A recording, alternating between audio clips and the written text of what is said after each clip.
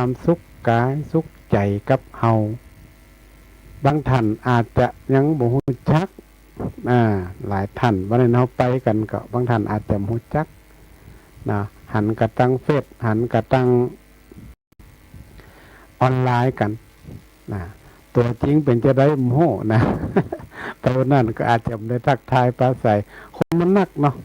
นะวันนั้นที่25เอาได้ไปกะละวะดำหัวกันก็โอ้คนหนักคนหลายนะก็อาจจะไปได้ตักตายมูจักตนใดเป็นตนใดเนาะนะบางท่านอาจจะห้องว่าพระอาจารย์ปุ้ยก็ได้เนอห้องง่ายดีโอ้จื่อพระครูอย่างนี้อีนะบรรหารศิลาทองเนี่ยตึงแต่จื่อตุเจ้าจื่อพระครูนี่มันยาวนะจำยากเอาพระอาจารย์ปุ้ยก็ได้ง่ายดีเนาะติไปติมาเนี่ยก็บอกโอ้ฟังว่าอย่างต้องจื่อปุ้ยให้ว่าเป็นพระอาจารย์ปุ้ยก็เอาเนาะก็วันนี้เขาก็จะได้นำเล็ดธรรมะที่เขาได้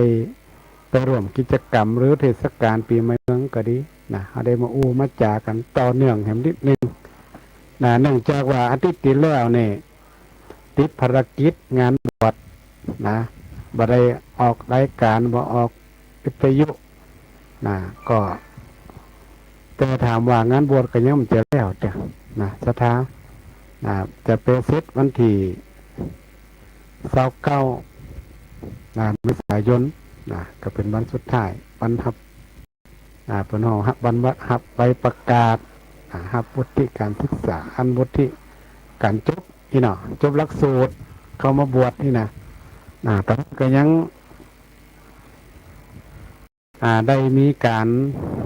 อบรมได้มีการปฏิบัติธรรมตามหลักสูตรที่ได้กำหนดไว้อยู่ก็มีพระอาจารย์หลายรูปได้มาช่วยเนื่องจากว่าเนื่องช่วงนี้นี่ก็อากาศมันร้อนสถา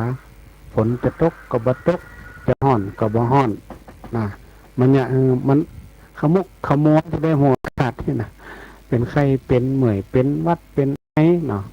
พระน้อยมาบวชอยู่ตัวนี้กับปะโต้ไอของแข็งกันไปหาหมดหาหมอพ่องบางทีก็น้ำแขนพ่องบางทีก็บอกแขนก็มีมันติดกันไอมันเป็นเดี๋ยวอากาศมันมีการเปลี่ยนแปลงมันมีการตีจะเนี่ยคือร่างกายของเขานี่หับมันบ่ไหววันติดไปนี่ก็หันแล้วก็เป็นดีนาอนุโมทนากับศรัทธาญาติโยมเนาะวันกะละวะน้ำหัวตีผ่านมานี่โดยเฉพาะท่านพระอาจารย์ท่านเป็นตัวที่เจ้าของสถานีจากเชียงใหม่เพิ่นก็ได้มาเป็นเก้าเป็นกันให้รวมถึงนักจัดรายการเผยแผ่ธรรมะก็คิดว่าน่าจะมาทุกรูปทุกตนในวันที่25ที่ผ่านมาธรรมะนี่เป็นน้องใหม่สถานีคืนสีขาวนี่เป็นน้องใหม่แต่ว่าก็ได้จัดหรือว่าออกรายการของสวทคืนสีขาวนี่ก็ได้มาจัดอยู่ได้มาออกรายการอยู่บ่กี่เดือนเนี่ยบ่กี่ครั้งก็อาจจะได้คุ้นเคยรู้จักกันไปเรื่อยๆเนาะการการจาวันนั้นรู้สึกว่าตุ้งลงดอยเพิ่นก็ว่าโอ้ทุกเจ้าตีมาออกรายการนี่บ่ได้เป็นนักจัดรายการที่เก่งกาจหรือว่ามีความรู้ความสามารถสูงขนาดนั้นเพิ่นก็ได้บอกคือแต่ว่ามาทำหน้าที่ทำหน้าที่ในฐานะที่เป็นพระสงฆ์องค์ข้าเจ้ามีหน้าที่ที่จะได้เผยแผ่พระพุทธศาสนาเอาธรรมะคำสอนเอาเก็บธรรมหรือว่าเอาเรื่องของประเพณีวัฒนธรรมเล็กๆน้อยๆวันนั้นเพิ่นก็เอาหลายเรื่องเพื่อที่จะให้ศรัทธาเนี่ยได้เข้าใจ ในเรื่องของธรรมะเรื่องของประเพณีวัฒนธรรมของเฮามีหลากหลายนะเฮาบ่ต้องอู้ถึงภาคอื่นนะเฮาอู้ถึงเฉพาะภาคเหนือเฮานี่โอ้แต่ละตีแต่ละแห่งนี่มันบ่เหมือนกันสักตีอะนะมันแตกต่างแต่งานเดียวกันแต่ทำบ่เหมือนกันเนี่ยก็ปรับเอาตามบริบทของหมู่บ้านของชุมชนไปนะเพราะว่าประเพณีวัฒนธรรมเนี่ยมันมีความแตกต่างกันเขาจะไปดัดไปแปลงไปเปลี่ยนไปปรับของเปิ่นนะมันก็บ่ได้ฮะนะอย่างเทศกาลปีใหม่เมืองที่ผ่านมาเนี่ยนี่สถานก็โหอยู่ว่าแต่ละตีแต่ละแห่งก็บ่เหมือนกันนะผ่องกระเน่าวันที่14ผ่องกระเน่าวันที่15เนี่ยเขาก็แล้วแต่บริบทนะแล้วแต่ผ่องกระสังขารหลอง13ผ่องกระหลอง14อันนี้แล้วแต่บริบทของแต่ละชุมชนเขาจะยึดปฏิทินจันทรคติหรือสุริยคติอันนี้เขากับทราบกันดีเนาะที่ผ่านมานี่แต่ว่าสิ่งที่จะได้นำมาอู้มาจ่าในวันนี้เนี่ยมันก็มีความเกี่ยวข้องกับเรื่องของปีใหม่เมืองเหมือนกันปีใหม่เมืองโดยเฉพาะเรื่องของธรรมะที่มันสอนอยู่ในปีใหม่เมืองเนี่ยมันจะมีอย่างผ่องที่เขาทำกันมาเนี่ยส่วนมากเขาก็จะโอ้เรื่องของประวัติความเป็นมาเป็นไปเป็นมาวันนั่นวันดีวันนั่นวันบ่ดีเนาะก็ท่อสถาญาติโยมปีนี้เนี่ยบรรยากาศมันกลับกันเขาหันว่าราคาน้ำมันขึ้นลงเศรษฐกิจก็กลัวว่ามันบ่ดีแต่ศรัทธาญาติโยมกลับทำบุญหักกว่าเดิมแปลกเป็นเรื่องที่แปลกแต่ก็เป็นสิ่งที่ดีสิ่งที่ดีศรัทธาญาติโยมมีความสนอกสนใจมีความคงขวายผลว่าอยากจะทำบุญสุนทานเนี่ยรู้สึกว่าปีนี้นี่ศรัทธาญาติโยมทำบุญกันนักทำบุญกันนักหรืออาจจะเป็นเพราะว่าเขาจะได้ไปไหนเนาะน้ำมันแพงก็เลยอยู่บ้านอยู่จองทำบุญกันเนาะก็เนี่ยศรัทธาญาติโยมได้มีโอกาสได้ทำบุญนักขึ้นคิดว่าอาจจะเหมือนกันหลายๆปีเนาะเพราะอย่างเพราะว่าบัดเดียวนี้เขาก็โมโหจะเอาอย่างมาเปิ่งเขาเนี่ยศรัทธาเหตุการณ์สถานการณ์ต่างๆนี่เนี่ยเขาก็ต้องนึกถึงอย่างนึกถึงพระพุทธพระธรรมพระสงฆ์พุทโธเมนาโถธัมโมเมนาโถสังโฆเมนาโถเนี่ยเอาพระพุทธพระธรรมพระสงฆ์เป็นที่ช่างที่เปิ่งว่าสิ่งเหล่านี้เป็นที่เปิ่งของเขานะเป็นในเรื่องของเขาเนี่ยหลายตัวเจ้าหลายตนหลายองค์เปิดให้คาถาไปแล้วเนาะเขาก็ได้คาถาไปแล้วก็คงจะเปิดให้ไปซ้ำเปิ่นแต่ว่าจิตใจเขาเนี่ยถ้าเขาไปกลัวหรือไปพะวงต่างๆเนี่ยเขาจิตเอาธรรมะนี่แหละบางคนก็อาจจะคิดว่าเนาะสร้างบุญไว้เพื่อจะมากำจูอุดหนุนเขายามเขาตกเขายามลำบากแต่เขาก็ต้องทำด้วยสตาบัดเดี๋ยวทำบุญอย่างเดียวแล้วเขาบ่ทำเขาบ่ปฏิบัติด้วยมันก็ยากอยู่เพราะนั้นเขาจะต้องปฏิบัติด้วยทำบุญด้วยให้มันครบให้มันครบอะไรอย่างครบวิธีการทำบุญ3 อย่างบัดเดี๋ยวทำบุญให้ทานให้สิ่งของต่างๆอย่างเดียวมันก็ต้องรักษาศีลด้วยเจริญเมตตาภาวนาด้วยเนาะก็ถือว่าปีนี้เนี่ยอันพระสงฆ์องค์ข้าเจ้าก็มาหันศรัทธาออกไม่ออกมาทำบุญกันนักปีใหม่เมืองปีนี้ก็เป็นปีหน้าอนุโมทนาก็คิดว่าน่าจะทุกวัดทุกวัดตีวัดของธรรมะอยู่นี่ก็รู้สึกว่าศรัทธาญาติโยมก็ทำบุญกันแตะปีนี้เป็นเรื่องแปลกเพราะว่าเขาต้องการบุญเนาะเขาต้องการบุญดังนั้นก็ ถือว่าเป็นสิ่งที่ดีเนาะสำหรับศรัทธาญาติโยมเฮานอกจากเขาทำบุญแล้วเรื่องของประเพณีวัฒนธรรมต่างๆเนาะเขาก็บุคคลจะละจะทิ้งคือได้ปฏิบัติอย่างสม่ำเสมอนะอย่างสม่ำเสมอเขาไปหันบรรยากาศศรัทธาญาติโยมที่มารวมกันเนาะโอ้คนกันนักกันแตะนักกันแตะนักกันหลายโดยเฉพาะเจ้าของพื้นที่เจ้าของสถานีในปัจจุบันก็มีการเปิดสถานีตัวท่าน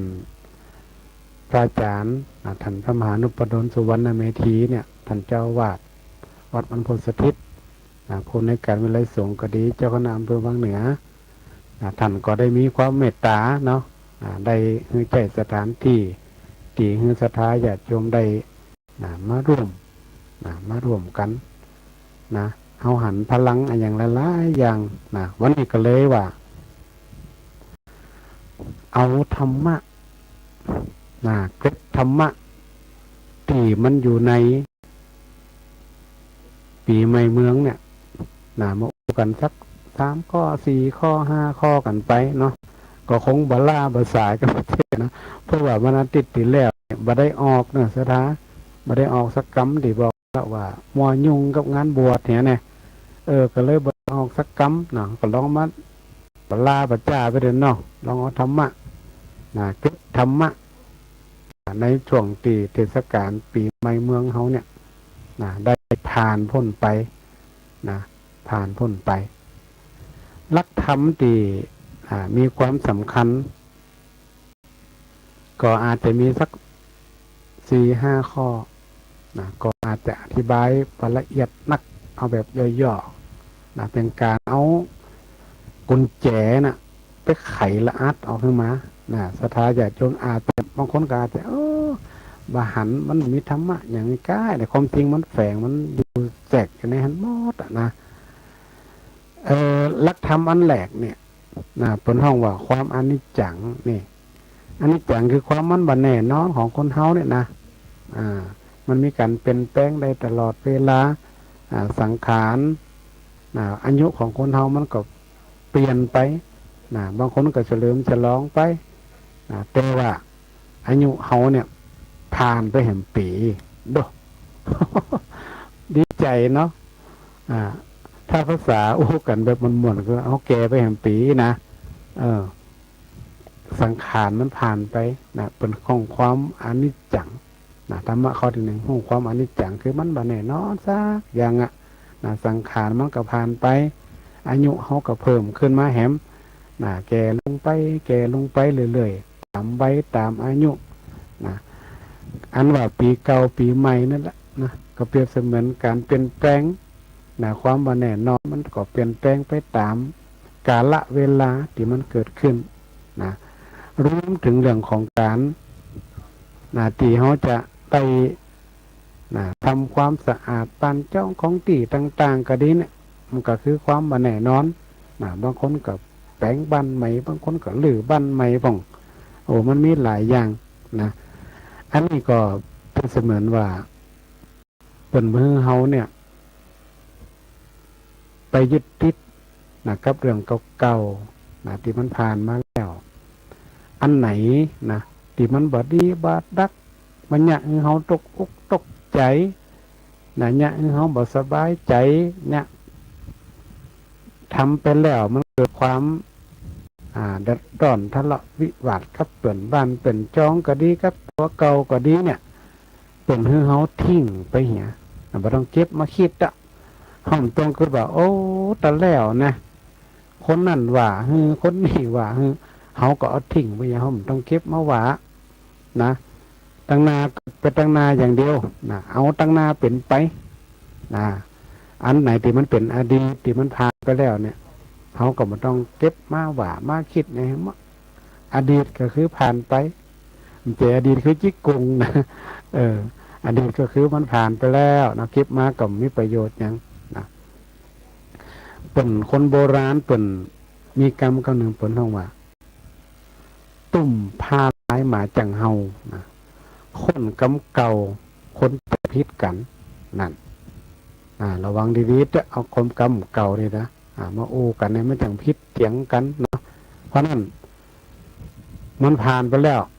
ประโมทสังขารมันผ่านไปแล้วก็ปล่อยไปตามสังขารบัดต้องเก็บมาว่ามาคิดให้มะจังมันเตะคนนั่นมันเคยด่าเคยว่าเฮาเคยเหล่าขวัญเฮาจังเขาไปแล้วไปเหี้ยเนาะหน้ามันตาเฮาก็ตั้งอกตั้งใจที่เขาจะต้องทำหน้าที่ปฏิบัติหน้าที่ของเขาต่อไปบัดต้องไปคิดอย่างละมันผ่านไปแล้วมันแก้ไขบ่ได้สถานะมันผ่านไปแล้วมันแก้ไขบ่ได้กำอูกำจ๋าซ้ำให้สิ่งไหนที่มันเป็นอดีตนี่เขาบ่สามารถที่จะกลับไปแก้ไขได้แต่เขาจะต้องทำอนาคตเนี่ยสิ่งที่ปัจจุบันหรืออนาคตที่เกิดขึ้นเนี่ยพับปรุงให้มันดีดีกว่าอดีตนี่โอ้เคยผาดปังเผลอไปด่าไปว่าไปเนี่ยอย่างที่มันบดีบดักมาเนี่ยมันผ่านไปละเขาก็ต้องเดินไปทางหน้าเดินไปทางหน้าคือมัน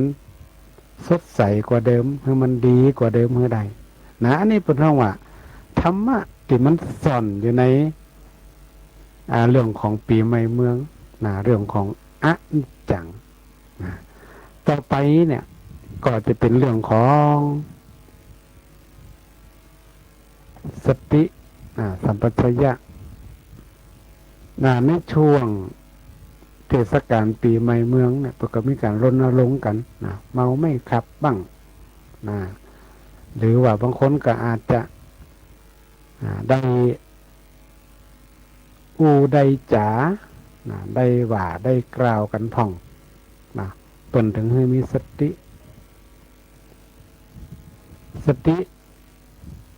ถือว่าเป็นสิ่งที่สำคัญที่จะต้องปฏิบัติอยู่ตลอดเวลาทุกนาทีทุกเวลาสติต้องอยู่กับเขาลองพอเตอะถ้าไขสติไปอยู่กับตัวไปตะเลิดเปิดเพ่งไปเลยนะเนาะใครว่ายังก็ว่าใครด่าไปก็ด่าปฏิตีเขาจังได้ยินว่าสติมาปัญญาเกิดสติเตลิดจะเกิดปัญหาสติมา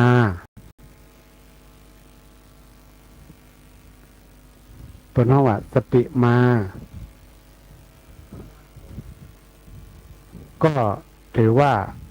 เฮานั่นเป็นผู้ที่มีสติดีถ้าเขาขาดสติมันก็เป็นคนบ้าสติมาปัญญาเกิดสติเตลิดจะเกิดปัญหาสติไม่มาบางทีก็ไปเป็นบ้าเป็นจ่องก็มีเพราะฉะนั้นต้องระมัดระวังสตินี่มีสำคัญถ้าสติไม่มาสติถูกตัดมันก็จะเป็นเหตุให้เราเกิดความวุ่นวายจะเกิดปัญหากันทันทีสติเพื่ออย่างมาตัดเขาต้องอยู่กับตัวตลอดสติมันจะต้องกูกับสัมปชัญญะสติคือความรู้ได้สัมปชัญญะคือความรู้ตัวเขาจะต้องหูอยู่ตลอดสติลึกได้ตลอดว่าเขาจะทำอันนี้อย่างลึกแล้วลึกก่อนนึกก่อนสัมปชัญญะก็คือเขาต้องหูตัวหูว่าจะเนี่ยอย่างทำอย่างเขาต้องหูเป็นถึงนักปราชญ์เป็นถึงกล่าวไว้ว่าเขาเนี่ยได้คิดก่อนทำจะทำยังก็จังให้คิดก่อนแสดงว่าเขามีสติเขามีสติเขาต้องคิดก่อนที่จะท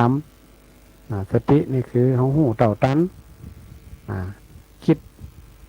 ก่อนที่จะเปล่งวาจาออกไปเนี่ยต้องคิดก่อนจะว่าอย่างก็ต้องคิดสะอึกก่อนสะอึกเดี๋ยวก็หน่อหน่ออีต้องสะอึกใดเนี่ยมันยังเขามีสติปุ๊บเขาก็จะจะจ่ายยังก็ต้องระมัดระวังล่ะบางคนนี่โอ้มาได้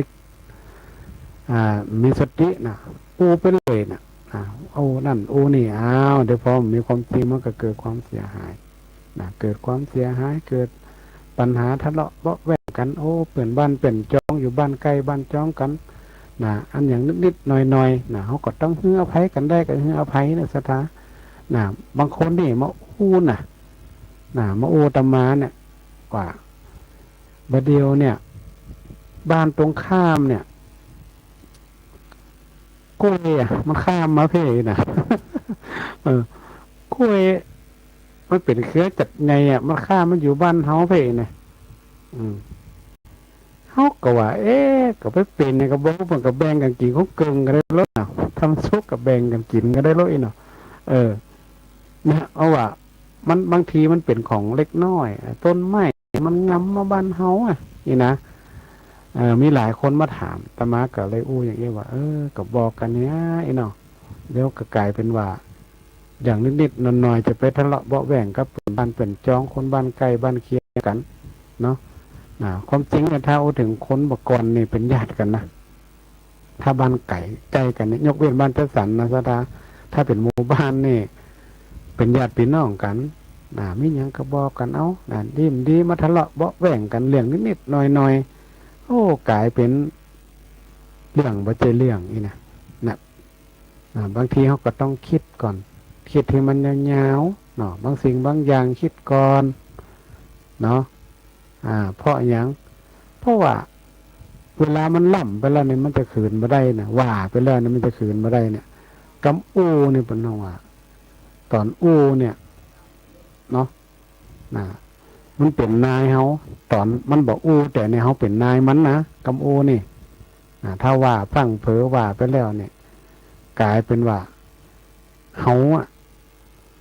เป็นลูกน้องมันกำอู้เนี่ยแต่ถ้าอู้แต่เนี่ยเขาเป็นเจ้านายแต่เขาอู้ไปแล้วเป็นลูกน้องมันจะเป็นเจ้านายเขาเพราะนั้นเป็นถึงบอกว่าให้มีสติมีสติบางทีว่าจะไปอู้ยังก็อู้ว่ายังก็ว่าไปเลยเนาะหูเต่าตันคิดกว้างๆคิดไกลๆอย่าไปคิดแคบเปลี่ยนบ้านเปลี่ยนจองนี่มันมีความสำคัญถ้าหมู่บ้านไหนที่เป็นชุมชนมันมีความสำคัญที่เขาจะต้องปึงปะอาศัยกันสมมติเขาอยู่หรอเขาไปธุระต่างบ้านต่างจ้องต่างจังหวัดไปนอน2 คืน 3 คืนเนี่ยแล้วถามว่าเขาจะไปเปิ่งไผ่เขาก็ต้องอาศัยเปิ่งคนที่ใกล้บ้านเนี่ยมีนักปราชญ์จนได้กล่าวไว้ว่ามีปลา1 ตัวเนี่ยเขาอยากจะได้ให้กินได้เมื่อที่สุดโดถ้าสถาตอบนะไอ้หูก็ตอบกันได้เนอะตอบเสร็จมาก็ได้นะปลาตัวหนึ่งเนี่ยเขากินจะได้ให้มันได้เหมือนที่สุดมันเป็นคำปริศนาเป็นคำที่นักปราชญ์เป็นกล่าวไว้มันลึกความหมายมันลึกสถาถ้าเขาคิดกันง่ายๆก็เดี๋ยวก็เอาไปย่างไว้ตักแห้งไว้ป่องเอาไปมักเอาไปจะได้ก็ว่ากันไปว่าเก็บได้เมินกินได้เมินแต่ความหมายเนี่ยเรื่องของการกินได้เมินเนี่ยในความหมายของนักปราชญ์ดัดบัณฑิตเป็นก็กล่าวว่าการที่เขาได้ป่ามาตัวหนึ่งเนี่ยต้องรู้จักแบ่งให้เป็นบ้านเขาแบ่งให้เป็นหรอคนเก่าหน่วยจิ้มไปป่ามาเนาะแบ่งป่นเดี๋ยวเปิ่นก็มีของล้ำๆกับมาแล้วเขาต้มป่าแบ่งป่นเดี๋ยววันนี้อันนี่ต้มป่าเนื้อเอาไปกินนี่นะวันหลังก็จะได้หอมแม่มือแดงกลับมาก็จะหลาบกลับมามันจะแหลกไปแหลกมาอย่างเงี้ยสถาปุ่นเขาว่าเป็นกรรมตีคนโบราณหรือนักปราชญ์เนี่ยเป็นสอนให้เขาเนี่ยอยู่ห่วมกันอยู่ห่วมกันบดีไปจิไปทีกับกันให้เจนอยู่บ้านใกล้เล่นเคียงเนี่ยมียังกับแบ่งปันไปของบางสิ่งบางอย่างก็เขาสามารถแบ่งปันกันได้อย่างกับข้าวกับป่าอย่างสมัยก่อนเนี่ยโอ้ บางคนนี่แกงหม้อใหญ่เลยอะตักแจกบางนั่นหม้อนี่โอ้กับเขาลำมาเป็นแจกกันกับบ้านใกล้บ้านหิมเนี่ยถ้าห้องอยู่ก็จะได้เป็นตึงเปิงปะอาศัยกันเริ่มเดียวขโมยขโจรนักสถานเขาต้องอาศัยจะไปโทรหาตำรวจอย่างเดียวเนี่ยบ่ได้อะเจ้าหน้าที่มันมีน้อยบางทีมันบ่ตันบางทีเขาไปต่างจังหวัดฝากกับตำรวจเด้อตำรวจมันไปหลายตีมันไปหลายตีหลายแห่งเขาก็อาศัยเปิ่นบ้านเขาเนี่ย มันจะเว้ยือพอกันเด้อโอ้ปิดไฟปิดน้ำเขาหันคลิปหลายคลิปนะหันบางทีก็เพราะนั่นก็หันเรื่องของไฟไหม้บ้านเนาะเป็นเรื่องดีนะคนบ้านไกลบ้านหิมปัญหาใส่โอ้ก็วิ่งก็ไปดับก่อนเจ้าของบ้านก็บ่อยู่เนี่ยมันจะเปิ่งป้าอาศัยกันเจี๊ยนะสถาเท้าเปิ่งป้าอาศัยกันเจี๊ยนะเท้าอยู่คนเดียวมันได้ในโลกนี่ ใครจะมาอยู่ในโลกนี้ได้เนาะเพราะฉะนั้นเขาจะต้องมีสติสตินี่สำคัญมากเลยสติสัมปชัญญะนี่จะต้องกู้กันเขาจะต้องหูต่อตันคิดก่อนจะว่าอย่างนี้คนไกลบ้านไกลหิมเขาก็คิดก่อนจะไปผังวาดเนี่ยถ้าว่าไปแล้วนี่มันจะล่ำไปจะคืนก็คืนมาได้มันแปลกคนไทยเขานี่ก็มีหันยังเวลาตัวเก่าทำพิษนี่บ่ใครขอโทษดึงเงียบนี่แต่เวลาคนอื่นพิษนี่ป้าตัวโออยู่หันเวลาทำพิษแล้วบ่ใครขอโทษขออภัยแปลกทั้งที่เขาเป็นเมืองพุทธตีกรมเกลาจิตใจเรื่องของศีลเรื่องของธรรมเขาขอโทษกันน้อยก็หายโอ้ขอโทษเด้อบ่ได้ตั้งใจขอโทษกำเด้อถ้าขอโทษกันนี่มันหายไปปุ๊บเกิงค้อนปุ๊บเกิงค้อนถ้าขอโทษกันนี่นะเพราะนั้นเรื่องของสติเนี่ยมันต้องคิดสติต้องคิดทำอะไรยังก็ยังก็จังเปิ่นก็ถึงสอนถึงบอกเราว่าคิดก่อนทำคิดก่อนพูดคิดก่อนลงมือปฏิบัติคือคิดก่อนอันนี้ต่อไปเรื่องของกินของตาลปีใหม่นี่แน่นอนตะกี้เกินไปกำละสถาธรรมะมันอยู่ในนี่การตานนี่แน่นอนที่สุดปีนี้นี่เขาซื้อว่าศรัทธาญาติโยมกินตานกันนักกันหลายปีใหม่เมืองปีนี้เป็นปรากฏการณ์ที่แปลกแต่ก็เป็นสิ่งที่น่าอนุโมทนา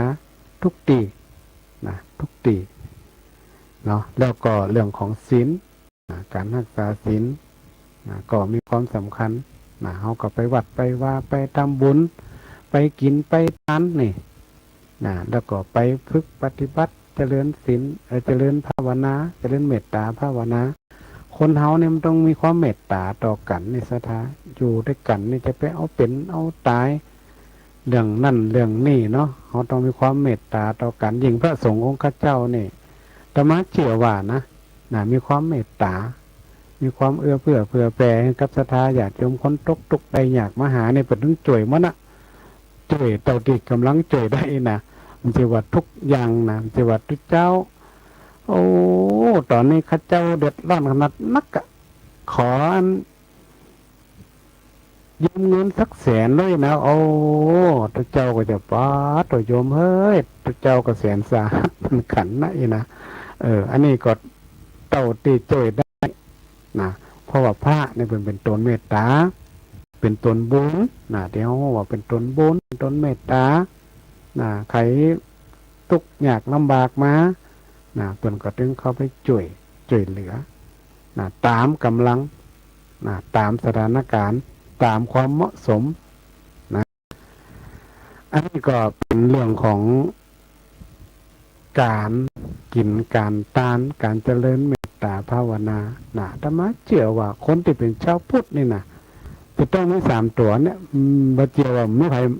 ประทานให้เลยเป็นไปไม่ได้ละทำบุญก็ทำบุญแล้วเป็นไปไม่ได้มันก็ต้องมีทำบุญผ่องแล้วแต่หนักแล้วแต่น้อยตามกำลัง นะถ้าพูดถึงการทำบุญเนี่ยมันก็อยู่ที่ความศรัทธาความเชื่อความเลื่อมใสถ้าใครมีความเชื่อความเลื่อมใสศรัทธาในพระพุทธศาสนาเนี่ยนะเฮาบ่ยึดติดกับตัวบุคคลนะเฮาสามารถทำบุญวัดไหนได้หมดนะศรัทธาบ่ต้องเลือกโอ้บางท่านบางคนนี่จะทำบุญกับตนนี่ตนอื่นตุ้มทำนี่นะอ๋อพอมได้มังนี่นะเพื่อจะทำกับตนเนี่ยเดี๋ยวกับตนเนี่ยนะมันมีประสบการณ์อาตมาก็คิดนะสมัยก่อนเนี่ยเขาก็พระลูกวัดกับเจ้าอาวาสเนี่ยมันมีความแตกต่างกันนะปาลมีบนหอปาลมีมันต่างกัน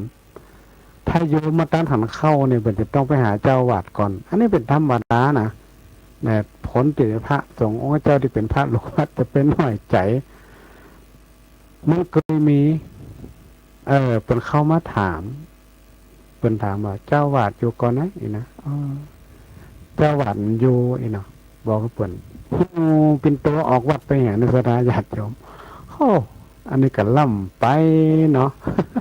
ทำบุญนี่นะคือทำเป็นสังฆทานตานตนได้ก็ได้โอเคเขามาหาเจ้าวัดก่อนก่อนไปยังถ้าเปิ่นมาอยู่ก็เอาตานไปเถอะตนได้ก็ได้ตนได้อยู่ก็ให้เปิ่นปั่นป้อนนี่ไงเนี่ยเนาะอันนี้มาก็เป็นเจ้าวัดเหมือนกันนะแต่เขาก็ไม่ได้ว่าให้เจ้าวัดแต่บุญบารมีคนเฮามันต่างกันนะส่วนมากศรัทธาก็จะมาต้านที่เจ้าวัดก่อนนี่เป็นพระหรือว่าก็เกิดความน้อยใจเหมือนกันนะน้อยใจเขาก็เป็นตัวเจ้าไอ้น่ะอย่างเปิ่นตานที่เฮาไอ้น่ะที่มันเป็นตัวออกวัดไปเหียพอได้ก้นเปิ่นบ่ได้ไอ้น่ะเขาก็คิดว่าเนาะบารมีเฮามันน้อยอยู่เจ้าวัดเปิ่นบารมีหนักกว่าเฮาคิดจะอีเปิ่นก็อาจจะบวชก่อนเฮาตัวบารมีเปิ่นหนักกว่าเฮาเนาะพอมา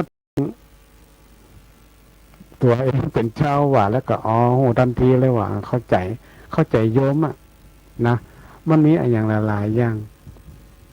อันนี้ก็เป็นการสร้างบุญบารมีแต่ว่าถ้าเอาตานเป็นสังฆทานนะเขาต้องเลือกพระทานนะหันทุกเจ้าตนได้กับตานไปเถอะถ้าจะมาหาเจ้าวาดถ้าถามมาท่านมาอยู่กะถ้าท่านอยู่ก็ตานตนได้ก็ได้เนาะอันนี้คือการเกี่ยงการตานการทำบุญนี่นะก่อมตรงไปเจาะจงนะไปเจาะจงถ้าเจ้าวาดเป็นมาอยู่ก็ทำบุญติพระลูกวัดพระเน้นน้อยก็ได้ปั่นป้อนให้ได้หมดเนาะปั่นป้อนได้หมดเพราะนั้นเรื่องของการทำบุญนี่ก็มีความสำคัญนะแต่ว่าหลายรูปหลายตนหลายองค์เป็นก็คงจะได้นำมาผ่องละเรื่องการกินการทานในช่วงเทศกาลปีใหม่เมืองอันนี้เขามาถอดรหัสหาธรรมะที่มันซ่อนอยู่ในหัน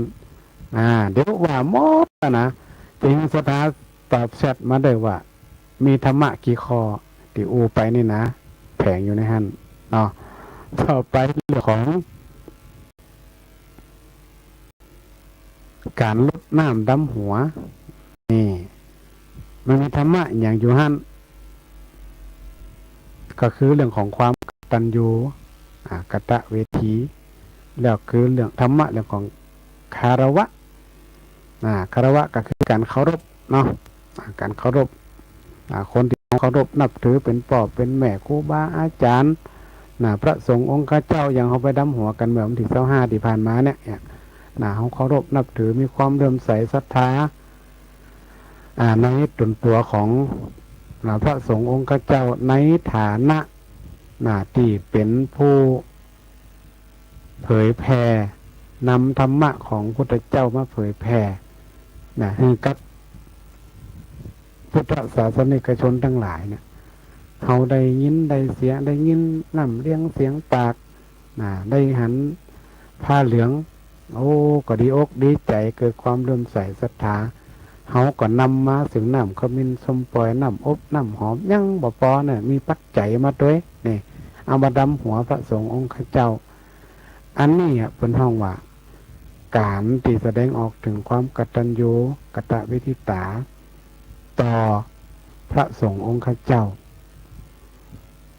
แล้วถามว่าพระสงฆ์องค์ข้าเจ้าจะได้นะก็เป็นธรรมะธรรมะเขา บางคนในมืดแปดด้านโดได้ยินธรรมะตัวเจ้ากำเอ้าใสปิ้งสมองใสกึดออกทันทีอ๋อมันเป็นที่อีโลยเนี่ยบางทีเขาหาตั้งออกมันได้นะเขาหาตั้งออกมันได้ไปตั้งได้กับมืดแปดด้านตันไปหมดก็เลยเนี่ยเขากึดบ่ออกพอได้ยินเสียงตัวเจ้ามาเตดหรือว่ามาบรรยายอ๋อแต่เนาะธรรมะมันว่าจะอีแต่โน้แต่อันแต่โลเนี่ยเฮาเนี่ยไปยึดติดนักล่ำไปเนี่ยยึดติดหันติดนี่เนี่ยเฮาเป็นทุกข์เฮาหมูจักปล่อยวางหมูจักปงหลมหูเข้าเอาแล้วกับนี่เข้าใจธรรมะนักขึ้นนี่นะเข้าใจธรรมะนักขึ้นปุ๊บก็ปรากฏว่าความศรัทธาหรือความเชื่อในพุทธศาสนาเนี่ยนะมันก็เกิดกะนะมันก็เกิด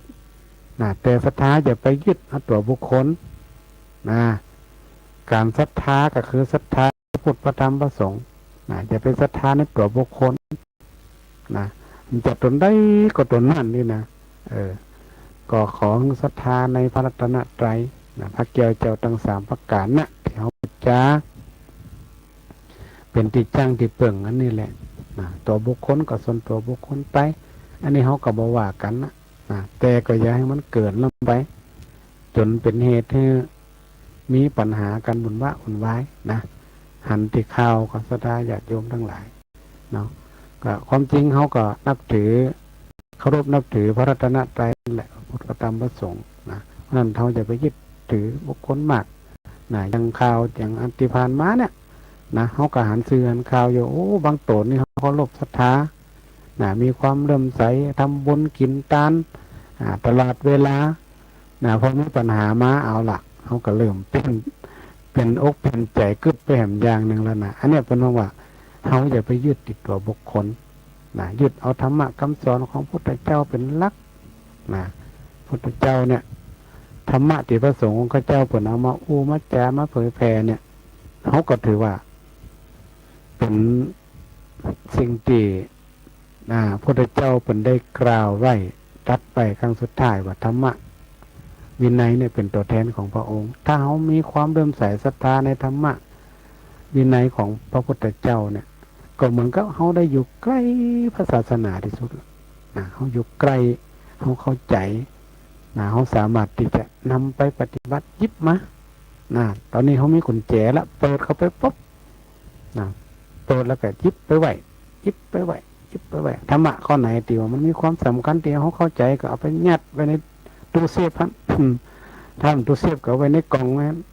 โอ้วันนี้มีปัญหาอย่างเจ้ามาลุมเล่าก็พยายามไปยิบมาใจยิบธรรมะมาใจธรรมะก็ตีทุกเจ้าเป็นอธิบายให้เขาฟังให้ปฏิบัติอธิบายให้เขาฟังเขาก็ลองยิบมาใจเป็นข้อไม่เป็นการช่วยกันแก้ปัญหากับตัวเขาเขาก็จะมีความสุขเขาก็ต้องมีความวิตกกังวลเขาก็ต้องมีความทุกข์อกทุกข์ใจเนี่ยเขาสร้างสิ่งเหล่านี้มาเนี่ยเพื่อที่ว่าจะเก็บสิ่งดีๆไว้มันบ่มีใครที่จะเก็บสิ่งดีไว้ธรรมะนี่ก็ถือว่าเก็บไว้เนี่ยกิเลสถ้าถึงเวลามันเอามาใจเขาก็เอามาใจมันก็เอาเงินไปฝากธนาคารนี่กะเนี่ยเขาก็ต้องถอนมาใจผ่องมันก็แล้วก็เอาเข้าไปใหม่แล้วก็เอาเข้าไปแล้วก็เอามาอย่างเงี้ยนะบัดถอนมาก็มีใจฮะเนี่ยเอามาธรรมะกับกันเขาใส่เก็บไปเก็บในเซฟในตู้ไว้ฮะนะเก็บไว้นี่หมายความว่ามันจะเก็บไว้บ่ได้นะแต่เราก็ไปเปิดมาใจฟังวันนี้บ่เขาถาเขาก็เก็บมาเอาธรรมะอันไหนที่มันตรงกับเขาก็เก็บมาอย่างเงี้ยนะอันนั้นก็ศรัทธาสรุปให้ฟังคำว่าธรรมะที่ยิบมาจากเพชรของปีใหม่เมืองเนี่ย1เรื่องของอนิจจังความบ่แน่นอนนะ2เรื่องของทาน3เรื่องศีล4เรื่องภาวนา5เรื่องของความกตัญญูกตเวทิตาเอา5ไปละจะจำมาได้ศรัทธาลองจำได้ก่อนเนาะถ้าจะจำกันได้อยู่5 ข้อเนี่ย เป็นธรรมะที่ยิบมาแต่ความจริงมันก็มีแหมนักอยู่นะนักอยู่ธรรมะที่อยู่ในรูปแบบของประเพณีวัฒนธรรมปีใหม่เมืองของเราเนี่ยมีแหมหลายแต่เขายิบมาได้เนี่ยก็คือ5 หัวข้อกล่อมน้อยนะ5 หัวข้อก็จะขอสรุปแหมกำหนึ่งเนาะว่า5 หัวข้อนี่เป็นจะได้เอาสั้นๆก็ได้เนาะสั้นๆก็ได้อันที่หนึ่งก็คืออันนี้จังเนี่ยความบ่แน่นอนของเขาเนี่ยแหละเนาะคือตัวของเขาเนี่ยสังขารหล่องสังขารหล่องเขาก็หูอยู่สังขารหล่องนะครับพระอาจารย์หลายรูปคงจะได้อธิบายก็คือความบ่แน่นอนของเขาเนี่ยเขาจะไปยึดติดยึดมันกับอดีตสังขารก็คือมันผ่านไปกับปล่อยมันผ่านไปจะไปยึดติดยึดมันเกินลงไปแยกเขาเป็นตุกอดีตผ่านไปแล้วก็ให้มันผ่านไปเขาก็ตั้งหน้าตั้งตาเอาอันที่มันดีกว่านี่แล้วก็เรื่องของสติสัมปชัญญะนี่ก็มีความสำคัญเรื่องของสติสัมปชัญญะจะต้องอยู่กับเขาตลอดเวลาเขาต้องมีสติจะว่ายังจะอู้ยังก็แล้วแต่คิดก่อนเสมอเนาะอย่างตีตมาเองยกเกี่ยวกับเปิ่นบ้านเปิ่นจองเขาเนี่ยจะว่าให้กันกึดกำกันจะด่าจะว่ากันอันไหนที่มันเล็กๆน้อยๆก็บอกกล่าวกันได้อยู่เนาะอย่างกรณีที่อู้กันนะว่าถ้าต้นใหม่บ้านเปิ่นมังงามบ้านเฮาเนี่ยเขาก็อู้ก็เปิ่นดีๆก็ได้ต้นใหม่มันล่ำมันนอตัดบ่ตอนบ่อย่างนี้บ่ก็ดีเนาะมันบางทีถ้ามันก็เขาก็ถือว่าเอาไปห่มไปเงาเหี้ยมันต้องเกิดอย่างนักนี่นะเอาไปห่มไปเงาก็ได้ไม่ต้องไปอย่างกันคนเฮามันก็ปึ่งกันอยู่ละเป็นห่อน้ำปึ่งเรือเสือปึ่งปลาศรัทธากับปึ่งทุเจ้ากับปึ่งศรัทธาเปิ่นบ้านเปิ่นจ้องก็ต้องต่างอาศัยซึ่งกันและกันเขาจะไปอยู่คนเดียวมันได้มันไม่ไผ่อยู่คนเดียวได้ในโลกเขาจะไปคิดว่าเขาจะอยู่คนเดียวมันยุงก็ไปช้าคนในโลกนี้นะมันเป็นไปมันได้มันเป็นสังคมมันเป็นสังคมมันจะต้องมีคนตีเปิ่งปะอาศัยอยู่รวมโลกด้วยกันคนบางคนดีมีคนหายมีธรรมะเคยอู้หลายเตี่ยนะจะตาใหญ่ยอมว่าถ้าในโลกนี่มีคนดีมัดมันต้องมีโจรต้องมีผู้ร้ายคิดว่ามันจะม่วนก็หาอยู่เนาะก็ลองไปเปลี่ยนคำถามในใจเนอะแล้วสมมติว่ามีแต่คนร้ายหมดแล้วมีคนดีเลยจะม่วนก็อยู่หรือว่าดีก็มีบ่ดีก็มีมันสูญกันเพราะฉะนั้นปนเปกันไปทุกตีทุกแห่งทุกกลุ่มทุกองค์กร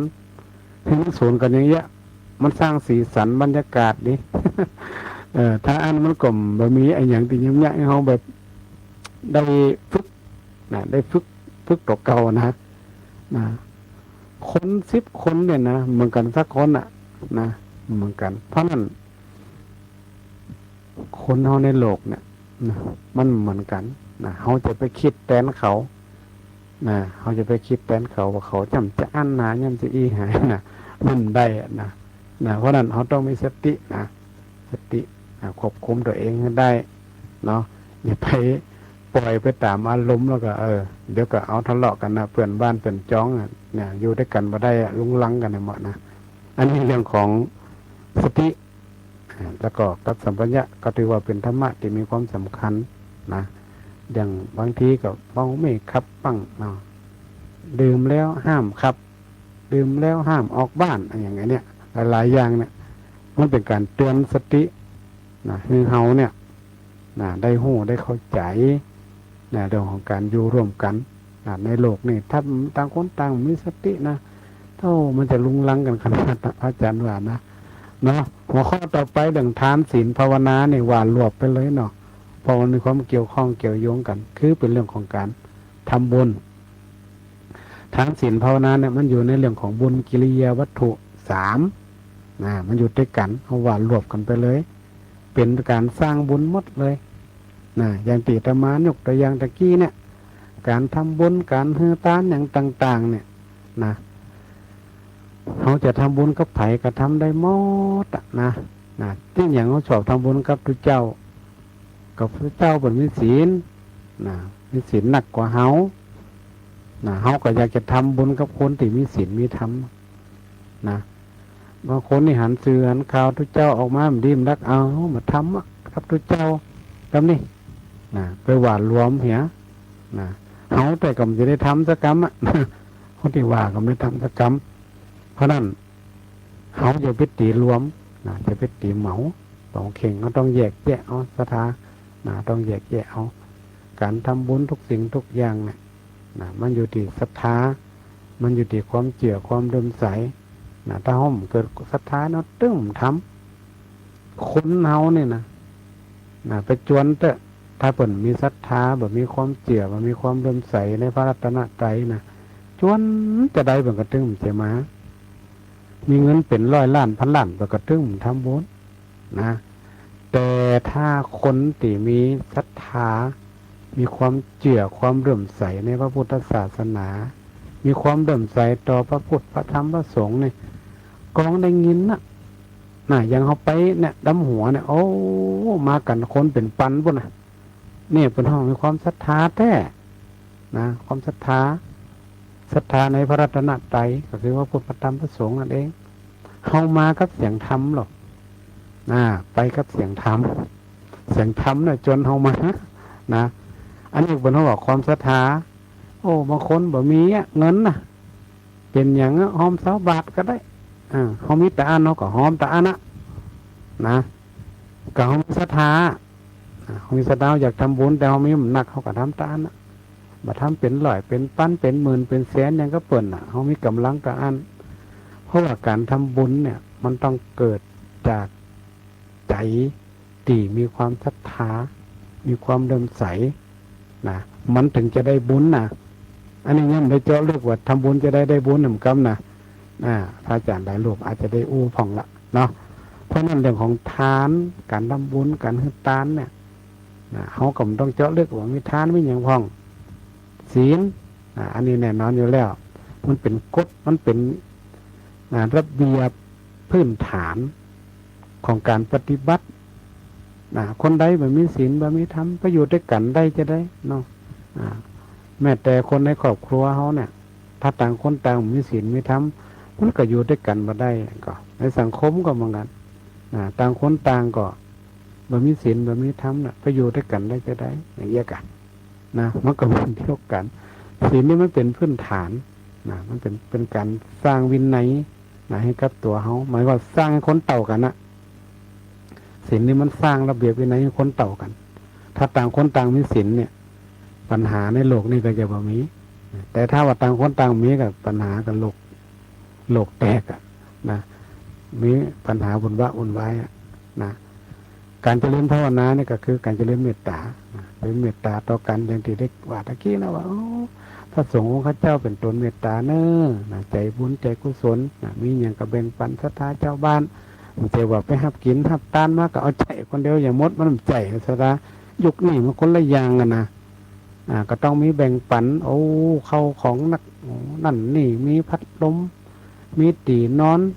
มีคุถังเหลืองกระติกน้ำห้อนกระติกมือถือคือตู้เย็นมือถือกระติกน้ำแข็งเป็นก็เอาไปแบ่งให้กับคนป่วยก็มีแบ่งปันกันไปศรัทธาเนี่ยพระสงฆ์ประเดี๋ยวนี่เปิ่นมีความเมตตาปฏิว่ามีอย่างก็เก็บหมดสมัยนี้มันต้องเผื่อแผ่ให้กับศรัทธาญาติโยมด้วยเป็นทุกข์ยากลำบากมาหาเปิ่งเฮาก็ต้องเอาแบ่งปันให้ผลปองอันนี้เป็นหัวมันเจริญเมตตาภาวนาและอันสุดท้ายคือความกตัญญูกตเวทิตาอันนี้สำคัญมากความกตัญญูนี่เขาหู้ว่าไข่เขาต้องกตัญญูต่อพ่องพระสงฆ์องค์ข้าเจ้าพ่อแม่ครูบาอาจารย์ คนที่มีพระคุณต่อเฮาเนื่องเฮาฮู้แล้วเนี่ยเฮาจะต้องเนี่ยได้ตอบแทนนี่เหมือนเฮาไปสะเกาดำหัวนี่กะแสดงออกว่าผู้บุญคุณต่อพระสงฆ์องค์เจ้าครูบาอาจารย์พ่อแม่หรือว่าคนเฒ่าคนแก่ที่เฮาเคารพนับถือเฮาก็ไปตอบแทนด้วยกันไปคารวะน้ำหัวไปสู่มาบางทีได้หลวงเกินได้ได้ว่าด้วยใจก็ดีได้ตั้งใจก็ดีบ่ตั้งใจก็ดีด้วยกายด้วยวาจาด้วยใจเฮาก็ตึงปากกันนะพระเจ้าบางนึงปั่นป้อนให้เราโอ้ศรัทธาญาติโยมคนนั้นคนนี้พระสงฆ์องค์ข้าเจ้าพระเจ้าก็ดำดำหัวพระเถระผู้ใหญ่ก็ดำเพิ่นก็มีธรรมะเมตตาหับเอาแล้วเนื้อเครื่องอามิสปุจจาน้ำขมิ้นสมปล่อยน้ำอบน้ำหอมตรวจมาขอขมาตรวจก็ขออโหสิกรรมนี่คือกระถันตั้งหลายบางทีก็ลักเหล่าทุเจ้าพอง บางทีก็เหล่าทุเจ้าพองว่าให้ทุเจ้าพองมันก็มีพองนะตามอารมณ์คนเขาก็จะได้อโหสิกรรมกันไอ้เนี่ยเป็นห้องว่าเนี่ยเขาหูความกตัญญูแล้วก็กตเวทีตอบแทนยังพอมาอีน้ำหัวยังผลมีการมีงานเขาก็ไปร่วมทำบุญทำกุศลกันวัดนั่นวัดนี่ที่เขาหูจักมักคนเปิ่นเขาก็ไปทำบุญเนี่ยสถาธรรมะที่มันอยู่ในนี่นะเขาไปถอดรหัสออกมาเนี่ยมีประมาณ5-6 ข้อเนี่ยเขาสามารถเอาไปปรับใจได้ในชีวิตประจำวันของเขาแล้วก็สามารถที่จะช่วยกันเอาไปเผยแผ่ไปบอกไปกล่าวคนอื่นได้อยู่โดยเฉพาะลูกหลานเขานี่ลูกหลานเขาสมัยนี้ตอนได้ปิกมาบ้านมันคล้อกันได้นะโทรคอโทรอย่างกันได้มันมีปัญหาเนี่ยได้หมดสมัยนี้ยุคนี้สมัยนี้ทันสมัยตาติบหูติบหันกันหมดนอนมาบ้านได้ก็โทรมาคอมาหันหน้าหันตาดำหัวตั้งออนไลน์ก็ได้นี่ที่สำคัญก็คือโอนสตังค์นั่นออนไลน์บัดเดี๋ยวนี้มันต้องเอาตังค์สดมาแล้ว เลขบัญชีมี QR code มีพร้อมเพย์มีนี่ส่งเลยดำหัวปุ๊บก็โอนมาเรียบร้อยสตาร์หรือคนเฒ่าคนแก่อยู่บ้านอยู่จองกับปั่นป้อนอายุวันโนสุขังพัดลังเข่าละตืดแน่นลูกโอนมาเรียบร้อยนี่มันได้หมดยกนี้สมัยนี้การแสดงออกถึงความกตัญญูกตเวทีเขาสามารถทำได้หลายอย่างหลายวิธีการนะอันนี้ก็ถือว่าเป็นเคล็ดธรรมะในช่วงวันเทศกาลปีใหม่เมืองเพราะว่าวันอาทิตย์ที่แล้วบ่ได้ออกที่แรกว่าจะมามาติดแล้วละก็ติดภารกิจอย่างของงานบรรพชาสมบติที่วัดนี้ศรัทธาญาติโยมก็จะมาร่วมกันได้เนอะร่วมบุญกันได้วัดบรรไห้ยังบวชยังบัดได้ปิดเตียตอนนี้ยังมีเวลายังมีโอกาสได้มาร่วมบุญกับพระเน้นเถรน้อยอยู่เนาะก็สามารถมาร่วมบุญกันได้หรือว่ามาให้กำลังใจกับเจ้าวัดก็ได้เนอะมาแอวหามาหรือว่ามาเยี่ยมมาชมกันเนาะวัดวาอารามผลอยู่ทางใดวัดอยู่ทางใดนะบางท่านก็วัดไกลนะเนาะนั่นก็วันนี้ก็พอสมควรแก่เวลานะวันนี้ก็ได้นำเกร็ดธรรมะดังที่กล่าวมาแล้วเนี่ยมาโอมาจากกัสตาญาติโยมในช่วงเทศกาลปีใหม่เมืองที่ผ่านมาก็ขอปันศีลปันป้อนให้กัสตาญาติโยมทุกท่านทุกคนเด้อต่อปีใหม่นี้ก็ขอให้มีอายุมั่นขวัญยืนสุขภาพกายสุขภาพใจสมบูรณ์แข็งแรงร่ำรวยเงินทองให้มีเงินมีทองจ่ายบ่ให้มดบ่ให้เสี่ยงให้มีตลอดไปทางใดก็ขอมีจบมีหลับป่าแปะข้าศึกสัตโถทุกท่านทุกคนมีอายุวันนะสุขะภระปฏิภาณธนสารสมบัติจริงๆขึ้นไปทุกท่านทุกคนโดยเถิด